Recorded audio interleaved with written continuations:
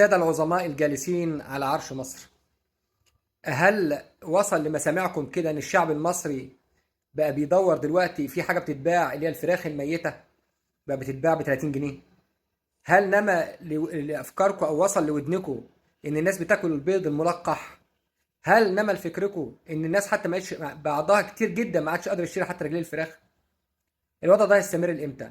ممكن حضراتكم بقى تدونا كشف كده الفلوس اللي انتوا خدتوها باسمنا كديون من الدول العربية وبقى الديون علينا، انتوا صرفتوها في ايه؟ نعرف خدتوا كام من دولة كذا وصرفتوها في ايه، وده اتصرف في ايه، وده اتصرف في ايه؟ ممكن كشف حساب، ولا ده مش من حق الشعب خالص؟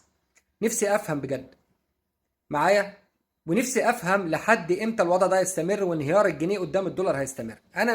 نفسي افهمها بجد لحد امتى، مش باين نهايه لاي حاجه، اوضاع مستمره الى ما لا نهايه، وانتم بتمنوا على الشعب ان انتم بتحكموه، كانه المفروض يبوس رجليكم ووشه وظهر ان انتم بتحكموا.